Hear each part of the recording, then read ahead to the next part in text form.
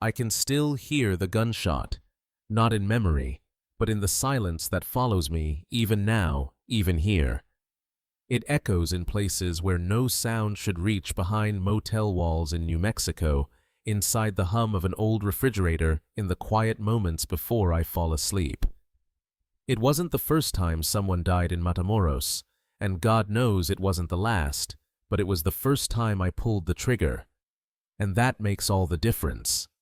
It happened in 1992, but tonight, 30 years later, I can still smell the cemetery dust, the gunpowder, the sweat on my palms. The sky was thick with clouds, the kind that choke the moonlight and make the shadows feel alive. The fog wrapped around the tombstones like smoke from a fire long extinguished. Memo was there, flanked by two other men I'd never seen before, both wearing leather jackets and the kind of dead eyes that only come from killing too many people or caring too little. They brought him in, a boy barely older than me, blindfolded hands, tied duct tape over his mouth.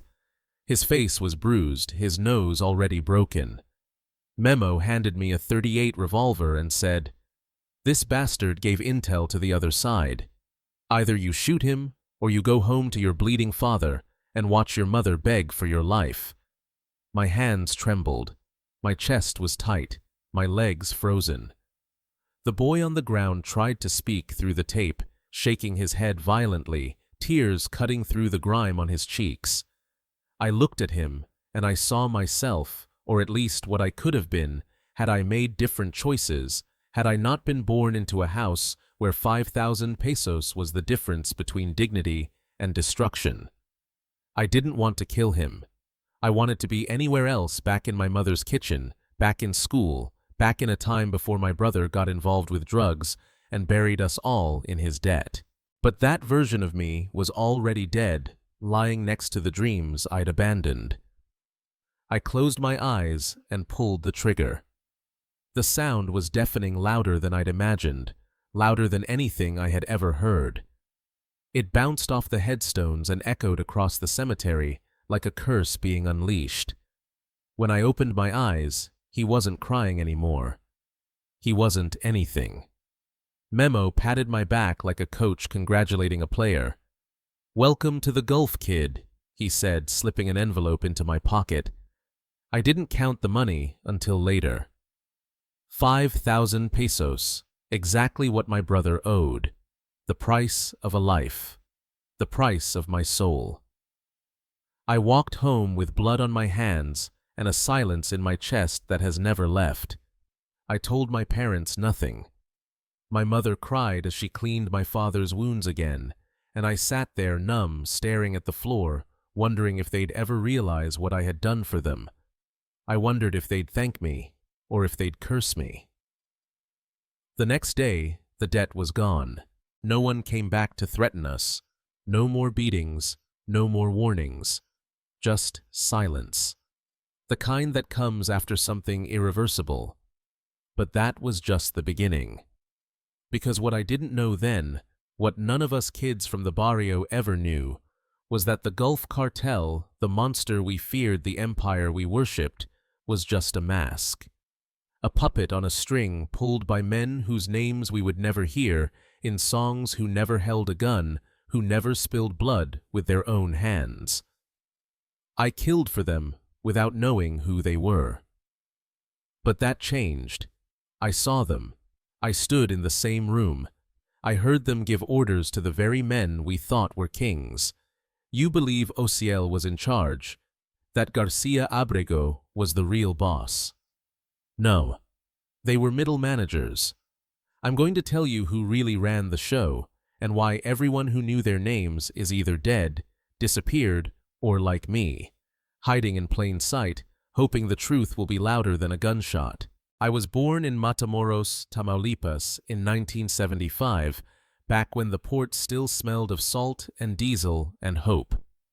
My father worked the docks unloading shipments that came from the United States, lifting crates until his hands cracked like dry earth. My mother scrubbed the floors of rich houses downtown, breathing in bleach until her lungs burned. We had little, but we had enough, or at least I believed we did, until the world taught me what hunger really looked like. In our neighborhood, the line between survival and ruin was paper thin.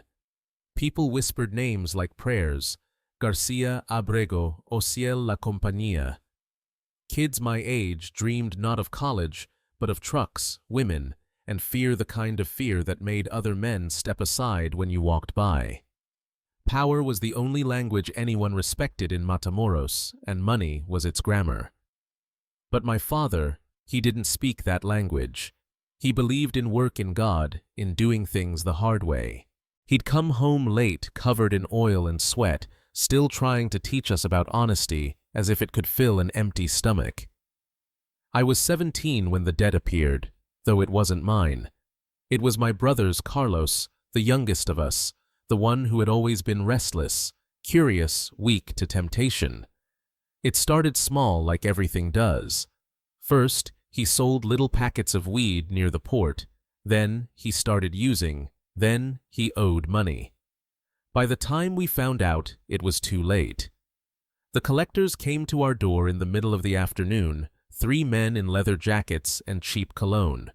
One of them grabbed my father by the collar and slammed him against the wall, shouting that his son had 5,000 pesos to pay by tomorrow, or we'd all pay in blood. My mother tried to stop them, crying, screaming, but they shoved her to the floor.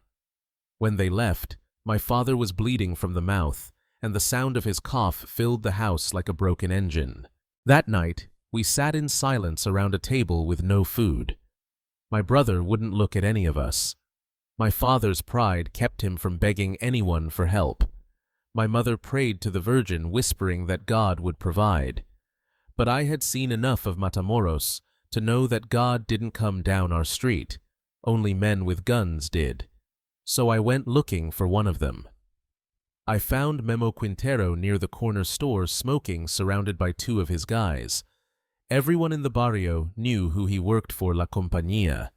He looked me over like he was weighing how much I was worth. I didn't waste time. I need work, I told him. He laughed. You're still a kid. I can do anything. You even know what you're asking for, he said. I nodded, though I didn't. I only knew I needed 5,000 pesos before sunrise, and that the law of Matamoros was simple: you either work for them or you get buried by them. Memo studied me for a long moment, then smiled, not kindly, but like a man who had just found a new tool. You want to work for the company, fine, but you'll have to prove yourself. He gave me a time and a place. The cemetery in Colonia Jardín. 11 o'clock sharp. Don't be late, he said, flicking his cigarette into the dirt. I walked home that night knowing something inside me had already shifted. My father was asleep on the couch, my mother praying in whispers, my brother pretending not to cry. I didn't tell them where I was going. I only looked at their faces and realized that by morning, one of 2 things would happen. Either I'd be dead, or I'd never be innocent again. I didn't sleep. I watched the clock tick toward 11, each second heavier than the last. Outside, the wind carried the smell of the sea, the same one my father worked beside every day, and for the first time, I understood that sometimes poverty isn't just the absence of money, it's the absence of choice. That was the night I walked toward the cemetery, not as a boy looking for salvation, but as a son looking for a way to buy his family one more day of peace. What I didn't know was that the price of that peace would follow me for the rest of my life. The cemetery was quieter than I expected, the kind of quiet that makes you feel like you're already dead. The air was thick with humidity and fear, and the mist crawled between the tombstones like something alive. My shoes sank into the wet soil as I walked toward the dim light of a single lantern. Memo was waiting there, his silhouette sharp against the fog, a cigarette glowing between his fingers. Behind him stood 2 other men, both armed, both watching me with the cold patience of executioners. You showed up, Memo said. That's a good sign. Most kids don't.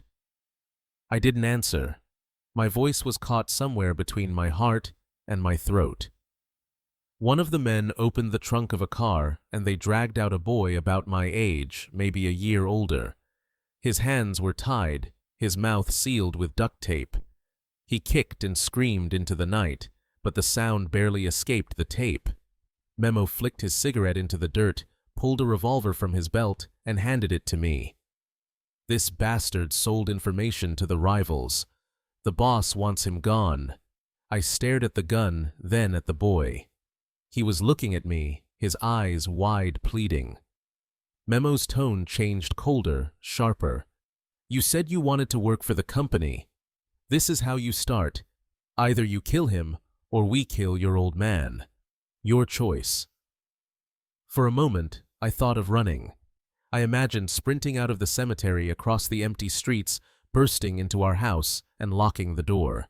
But I also imagined the 3 men following me, dragging my family outside, doing to them what they were about to do to him.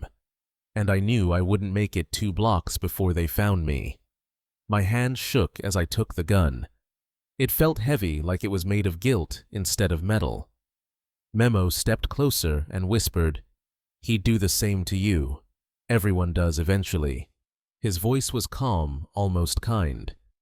I looked at the boy again. He tried to speak, maybe to beg, maybe to curse me, but I couldn't hear him. I closed my eyes. The world went silent. Then the shot split the night in half. The echo rolled through the graves and faded into nothing. When I opened my eyes, the boy was lying still, a dark stain spreading beneath his head. My ears were ringing. Memo smiled, clapped my shoulder, and said, "Welcome to the family."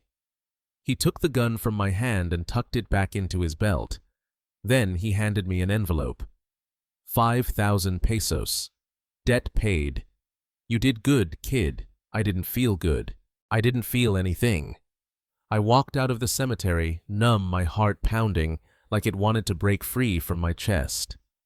The streetlights flickered as I passed, and for the first time in my life, I realized how easy it was to kill someone, and how hard it was to keep living afterward.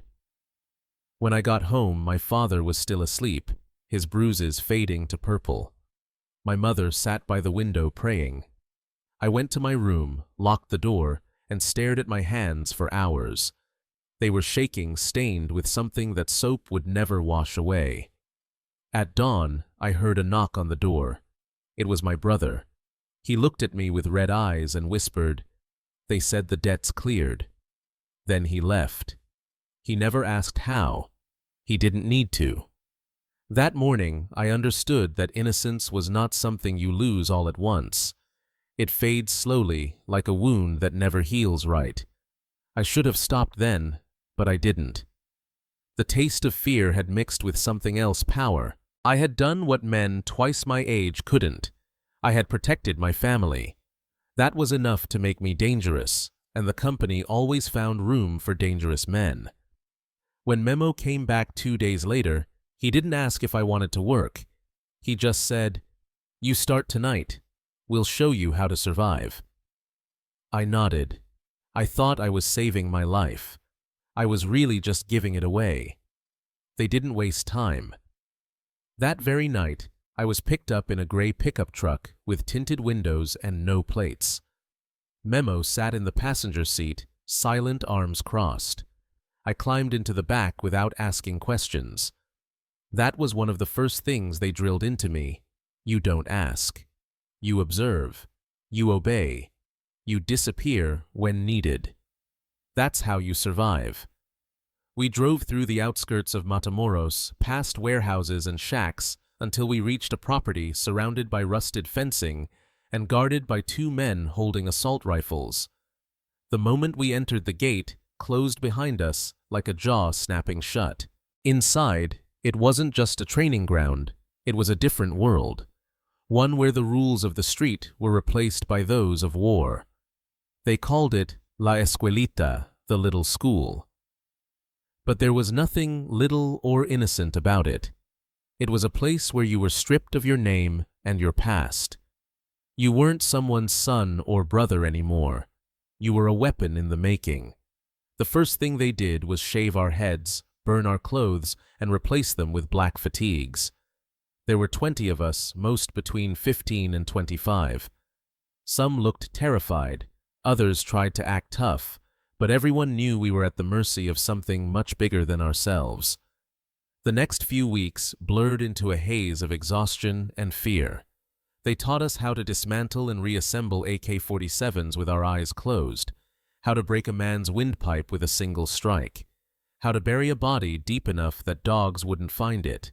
They taught us how to drive stolen trucks across the border at night, how to blend in with soldiers, how to lie with conviction. But the hardest lessons weren't physical, they were psychological. One night, they lined us up and blindfolded us. We were told that one of us had failed, had spoken to someone outside, broken a rule. A man walked behind us slowly, his boots crunching on the gravel. Then, a single shot. Someone screamed. The silence that followed was heavier than death. We stood there for an hour, still blindfolded, not knowing who was missing or whether the whole thing had been a test. Later, I found out it had been real. The boy who'd smiled too much during training, gone. No ceremony, no grave, just gone. That night, Memo pulled me aside. "You're not like the others," he said. "You think before you act. That's rare." I didn't know if it was a compliment or a warning. The boss wants you on a special job. He took me to the docks where a shipment was coming in frozen fish from Colombia. Inside were sealed packages of pure cocaine. My job was simple. Watch report, disappear. Don't get caught. Don't speak to anyone. I did exactly what they asked. The shipment passed. Millions were moved under the nose of the federal police. The next day, I received a phone call. A voice I didn't recognize, calm measured, said, "We see you. Keep it that way." Then the line went dead. That was the real test. Not whether you could kill anyone, can pull a trigger. The test was whether you could carry secrets and not crumble under their weight. I passed. Memo came back 2 days later with a sealed envelope. Inside was a photo of me taken from a rooftop. In the picture, I was holding my little sister outside our house. On the back it said, "You belong to us now." That's how they made sure we never left. Not with chains, not with bars, but with fear. Fear that if you ever spoke, the people you loved would be the first to pay. And so, I stayed. I followed orders. I climbed the ranks. Each task pulled me deeper, but I told myself it was all for survival. What I didn't know then was that survival, when stretched too far, becomes obedience, and obedience in that world always has a price. They say your first kill changes you, but that's a lie. It's your second. The first time you still think you're doing it for someone else, for family, for survival, for debt. But the second time, that one's yours. That's when you know you're not the victim anymore. You've become the weapon. Mine came 6 months after La Escuelita. By then, I was no longer the wide-eyed kid shaking in the cemetery. I had become reliable, quiet, efficient. I was the one who followed orders without asking, who cleaned up messes, who never talked too much or too little. That's what made me valuable, and that's what made me dangerous. They sent me to Reynosa with 2 other men to collect a debt. Nothing complicated. A mid-level dealer had been holding out on payments, skimming from the top. The kind of offense you only get to commit once. The boss had already decided his fate. Our job was just to deliver the sentence.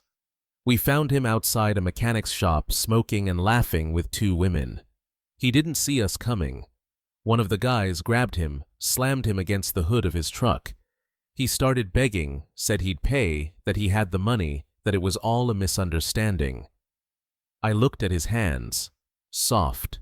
No calluses. He wasn't starving. He was stealing. Memo had given me the nod. This one was mine. I pulled out the same .38 I had used in the cemetery, cleaned and polished like a relic. I aimed at his face, but he wouldn't shut up. Kept crying, kept promising, kept trying to crawl into a future he no longer had. So I shot him in the chest instead. Twice. He dropped like a puppet with cut strings. I don't remember feeling anything. Not guilt, not pride, just silence. It was different this time. I wasn't trembling. My hands were steady. My mind was calm. That scared me more than the blood. That night we returned to Matamoros and had dinner like nothing had happened. I ate tacos al pastor on a patio while my boots were still stained red. Nobody looked twice. That was the nature of the city violence, so common it became invisible. From there, it escalated quickly. I was invited to more jobs. Drug shipments, cleanups, escorts, assassinations. I learned how to wrap bodies in plastic, how to burn cars without leaving evidence, how to smile at checkpoints and make soldiers wave us through. And with each mission, I told myself the same lie: I was doing this to protect my family, to get ahead, to survive. But the truth was, I was addicted not to the killing, but to the power. There's a kind of freedom that comes with being feared. When you walk into a room and everyone lowers their eyes. When you drive through a neighborhood and the kids scatter. When your name gets whispered instead of shouted. It makes you feel like a god, or at least something close to one. But even gods have chains. Mine came in the form of silence. I couldn't tell my parents what I did. Couldn't tell my sister why I always carried a second phone. Couldn't tell myself why I started sleeping with a pistol under my pillow. Still, I rose. I became someone they trusted, someone they called when things went wrong. The higher I climbed, the more I saw, and the more I realized how little I actually knew about who was pulling the strings. The Gulf Cartel was a machine, but even machines have engineers.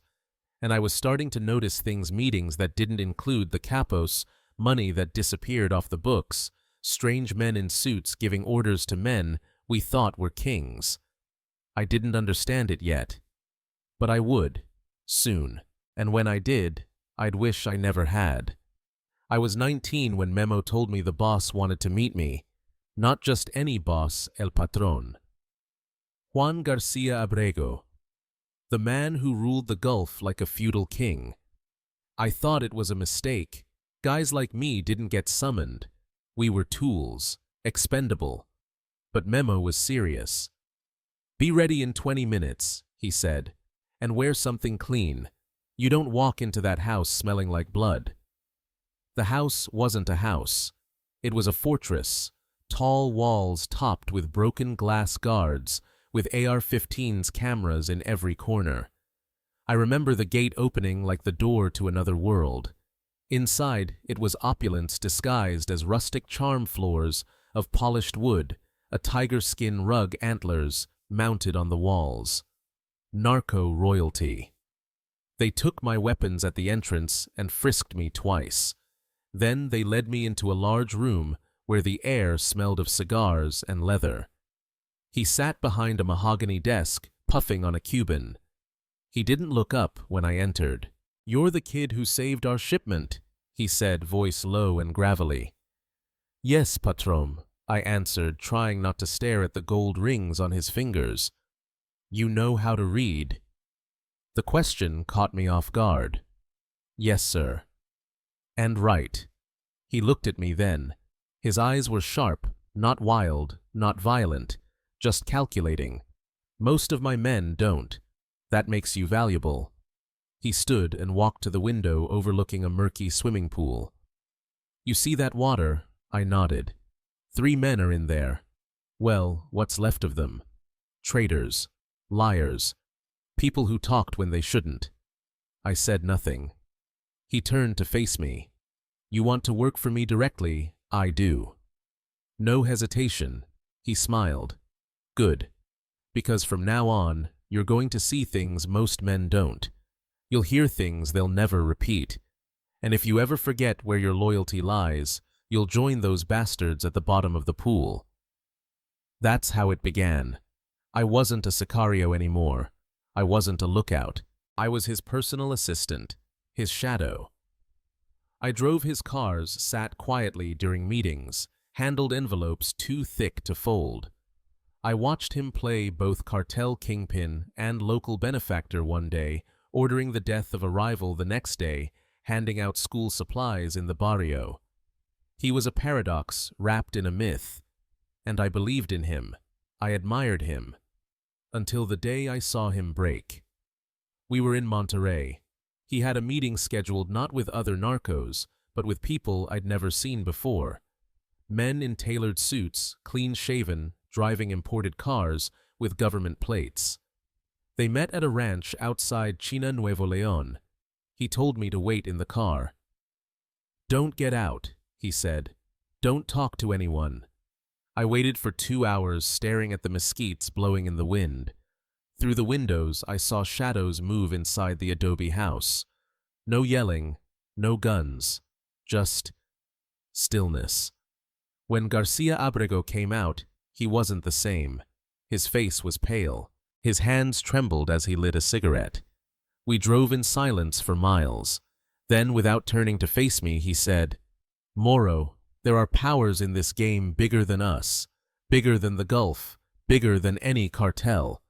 I didn't answer. I didn't breathe. There are decisions made in offices you'll never see, by people you'll never hear about, and if you think this business is run by men like me, you're still a child. That was the moment the myth cracked. I had seen him order executions. I had seen him punish betrayal without flinching, but I had never seen him afraid. That day, he looked like a man who had just been reminded he wasn't at the top of the food chain. He was just another manager, following someone else's playbook. That night, as he slept in his luxury suite, I lay awake in the hallway, the weight of his words sinking in. If the king was afraid, what did that make the rest of us? On January 14th, 1996, the king fell. The newspapers said Juan García Ábrego was captured in a joint FBI-PGR operation, the result of months of intelligence and surveillance. But I was there, and I know that's a lie. 3 days before his arrest, he received a phone call that left him white as ash. He stared at the receiver like it had just delivered a death sentence. "It's over, Moro," he told me. "What do you mean?" I asked. "We have safe houses in Colombia. We can disappear." He shook his head slowly. "You don't understand. It's not the federales. It's the same people who put me here." He spent the next 72 hours like a man preparing for a funeral his own. He divided money, gave final orders, whispered things to men who would later vanish or die. Then, on the way to Monterrey, his phone rang again. He told me to pull over in the middle of nowhere. "Here," he said, "now." Within minutes, 2 helicopters appeared over the ridge. A caravan of black SUVs followed. García Ábrego stepped out with his hands raised. No resistance. Before they took him, he leaned into my window. "Remember what I told you," he said. "Nothing is by chance." Then he was gone. Osiel Cárdenas, Guillén, took power almost immediately. But he wasn't García Ábrego. He wasn't subtle. He didn't try to hide the violence, he amplified it. He built his legend on blood. Where García Ábrego had been a businessman dressed as a narco, Osiel was a soldier pretending to be a god. He brought in ex-military, the best-trained killers in Mexico, and gave them a name, Los Zetas. Men who knew tactics, formations, surveillance, explosives. They became our muscle, our sword, our terror. Suddenly, we weren't just smuggling drugs. We were fighting wars against rivals, against the government, against ourselves. And yet, I remained. Not because I believed in Osiel, but because I wanted to see what lay behind the curtain. Osiel trusted me early. Maybe because I had served under Ábrego. maybe because I kept my mouth shut. Either way, I was by his side by the summer of 1997, organizing shipments, smoothing over local disputes, managing people. I thought I had seen it all. But then came the meeting that changed everything. October 1997. Mexico City. Hotel Presidente Intercontinental. I flew in with Osiel on a private jet from Matamoros. He was nervous, pacing, checking his watch, chain-smoking Marlboros. "Who are we meeting?" I asked. He looked at me, then looked away. "The people who really run this country." At the hotel, a man was waiting. Gray suit, Italian shoes. 60, maybe older. Polished like a diplomat, unbothered like a judge. "Don Osiel," he said, extending his hand. "Pleasure to finally meet." For the next 3 hours, I sat in silence as they spoke. What I heard destroyed every illusion I still carried. The man in the suit wasn't a narco. He wasn't even a government official, at least not officially. He was a mouthpiece, a representative. Of who he didn't say directly. He didn't have to. "You do the dirty work," he told Osiel. "Move the product. Handle the enemies. Take the blame when the headlines come. But the real decisions, how much, when, where, and who, those are ours." "And who are you?" Osiel asked, his voice unusually careful. The man smiled, but there was no warmth in it. "People who don't need to appear in songs or on the front page. People who prefer the world to believe that the problem is a bunch of peasants with guns rather than a system designed and maintained by professionals." That night on the flight back to Matamoros, Osiel said something I'll never forget. "You won't hear this anywhere else, Moro. The drug business in Mexico isn't run by cartels. It's run by a group of politicians, businessmen, and ex-officials who built their own system. We're just the soldiers, the warehouses, the scapegoats." I nodded, but my stomach turned. "So why do we keep playing?" I asked. He looked out the window. "Because the alternative is ending up like Ábrego. Or worse." Over the next 5 years, I attended more than 20 meetings like that. Each one confirmed the same truth: the cartels were tools. The real bosses sat in air-conditioned boardrooms, sipping whiskey, watching the world burn from behind mirrored glass. But I wasn't just watching anymore. I was recording, remembering, waiting. I didn't know it yet, but the most dangerous chapter of my life was about to begin. I didn't plan to become a witness. It just happened slowly, over time. A copy of a document here, a photo there, a recording made when no one was listening. At first I told myself it was for protection, insurance, something to keep me alive if the tides turned. But the truth is, deep down, I knew. I knew one day I'd need proof. Not for them, for me. I reconnected with Rigoberto Salinas by accident. Guadalajara, 2019. I had taken a job in a textile factory under a different name, trying to disappear again. He was sitting alone in the back of a taqueria, older, grayer, but unmistakably him, the cartel's ghost accountant, the man who used to look like a librarian and handled more blood money than most bankers see in a lifetime. He recognized me first. "I can't believe we're both still breathing," he said. "Some days I wish we weren't." I answered. We talked for 3 hours. About the past. About the names we'd outlived. About the machine we had once oiled with silence and blood. But then he said something that froze the meat in my hand. "Did you know," he whispered, "that the Gulf Cartel never controlled more than 30% of its own earnings?" "What do you mean?" "The rest, 70%, went straight to foreign accounts. Cayman, Switzerland, Luxembourg. But not under the cartel's name. Under shell companies, owned by people we never saw, but who owned everything." Rigoberto wasn't just a bookkeeper. He had been the middleman between the facade and the real power. Every Tuesday, he said I sent reports to an office in Santa Fe. I never met them. I never even heard their real names. But I knew the bank codes. I knew the transfers. He reached into his worn-out briefcase and pulled out a leather notebook, frayed and faded. Inside were pages filled with numbers, symbols, dates. I couldn't make sense of it, but he could. It was his black file El Archivo Negro. Why keep all this, I asked. Because someday, someone will need to see how it really worked. Not the fairy tale. The truth. We sat in silence for a while. Then he leaned forward. We can still do something with this. We can expose them. You're insane. No, I'm tired. And I'm not the only one. I didn't sleep that night.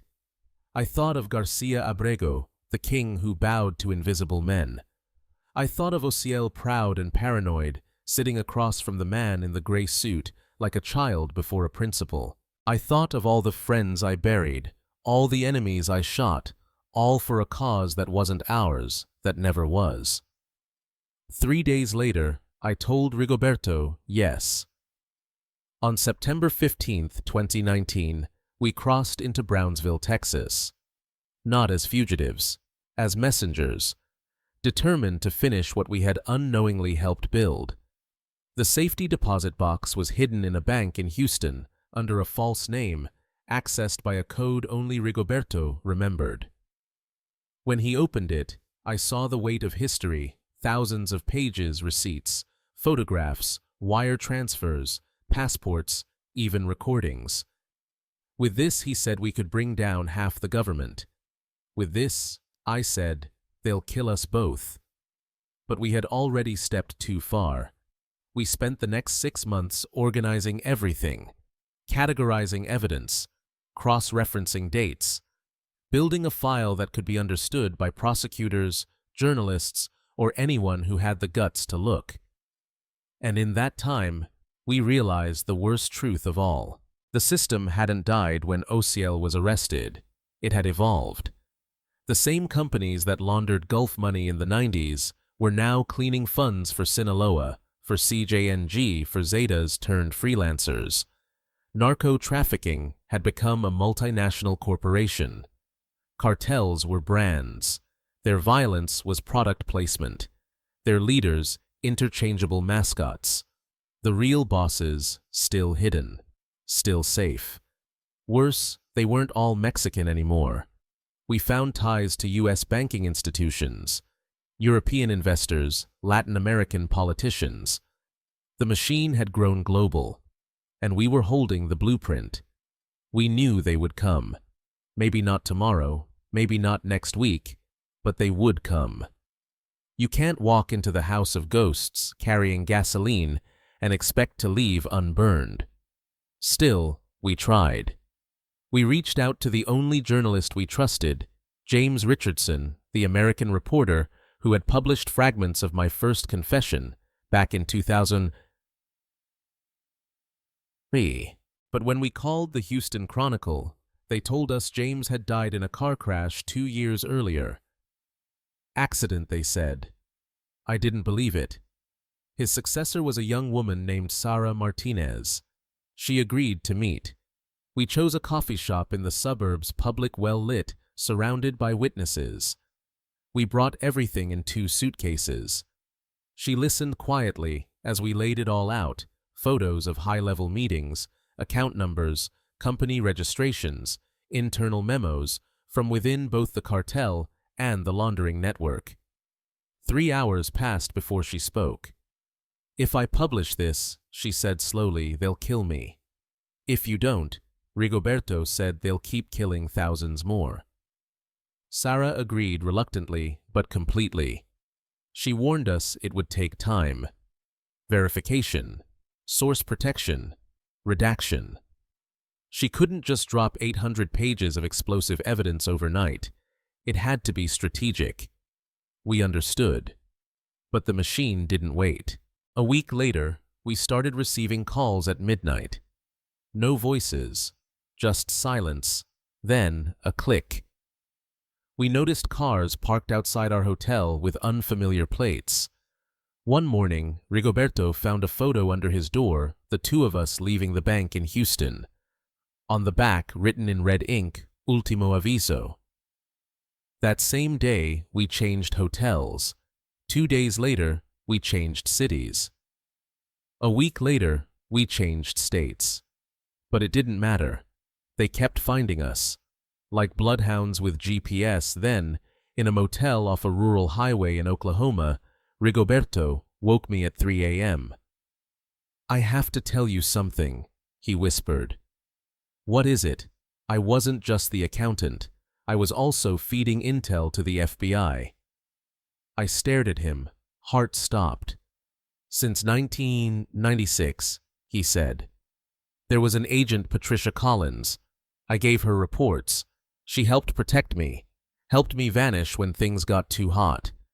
And now, she called me yesterday, said the protection is over, that our file compromises people too high up, people even inside the bureau.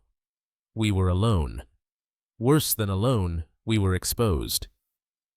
That night, we split the archive into 3 parts. One copy we sent to Sara Martinez by certified mail. Another we placed in a new safety deposit box in Dallas.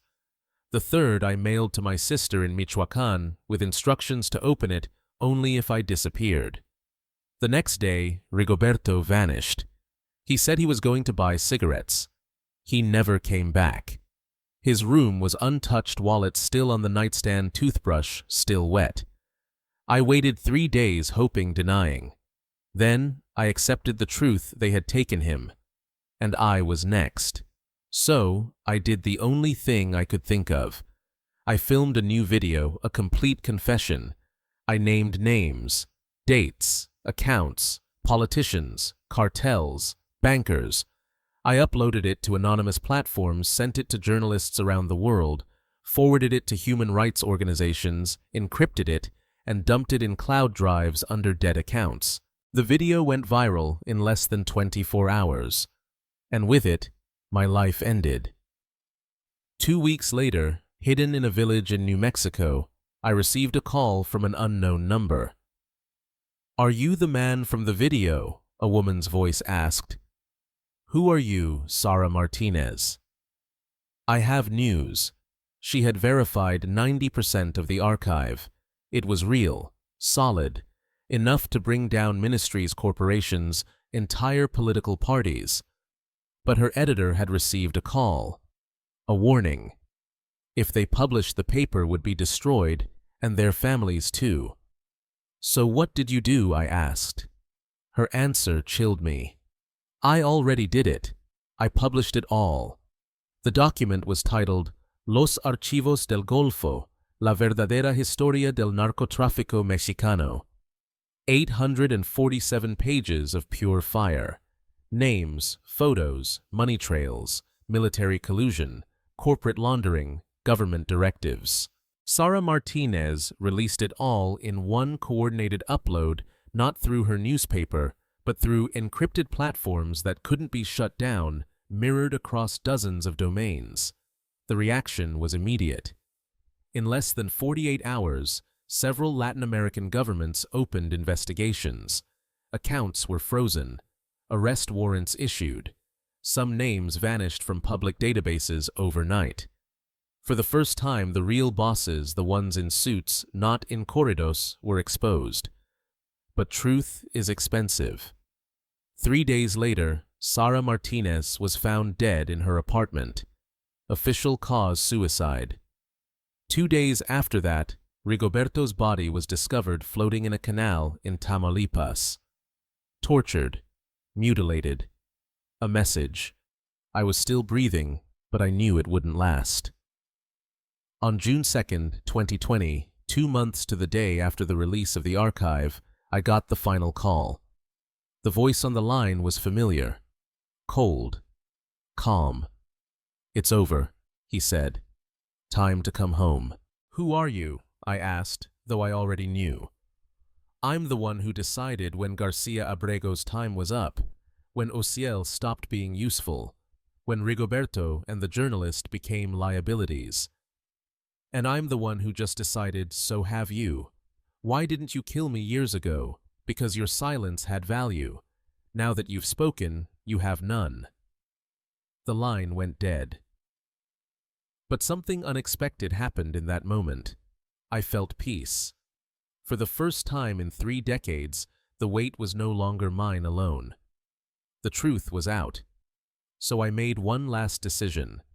I drove south, back into Mexico, not to surrender, not to die, but to face whatever waited, to finish this on my own terms. As I crossed the border into Reynosa, 3 black SUVs followed me. They stayed close like a funeral procession without a hearse. They didn't try to hide. I let them trail me all the way to the edge of Matamoros, to the same cemetery where 30 years earlier I had taken my first life. And there he was, the man in the gray suit, just as I remembered him, ageless, impeccable, unshaken. "We have a proposal," he said. "What kind?" I asked. "You live, but under one condition." I didn't speak. "You record a new video, you say it was all fake, that you made it up for attention, that there are no secret bosses, no financial trail, no archive. And if I don't, we don't just kill you," he said. "We kill your sister, her children, everyone you've ever shared a meal with. We erase your name from memory." They gave me 3 days. I spent them in a motel room outside Victoria, writing, thinking, remembering. On the 3rd night, I recorded the lie. I said everything they wanted me to say, that it was fiction, that I was mentally ill, that I had fabricated the entire story. I read their script. I signed their lie. But before I handed it over, I recorded something else. The testimony you're hearing now. The real one. The truth. Because while they can force you to lie to the world, they can't force you to lie to yourself. And because I know this will reach someone, maybe you, maybe someone stronger than me, someone who doesn't have a family to protect, someone who's ready to fight. The truth about the Gulf Cartel is out there, in Los Archivos del Golfo, in the names, the numbers, the accounts. Don't believe the myth. Osiel was never the king. García Ábrego wasn't the mastermind. They were puppets, fronts.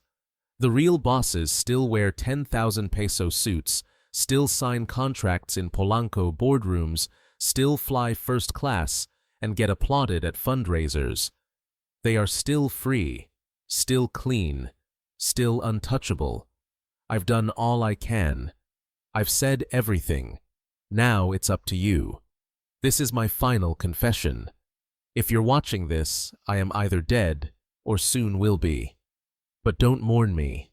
Mourn the silence I helped build, then burn it to the ground.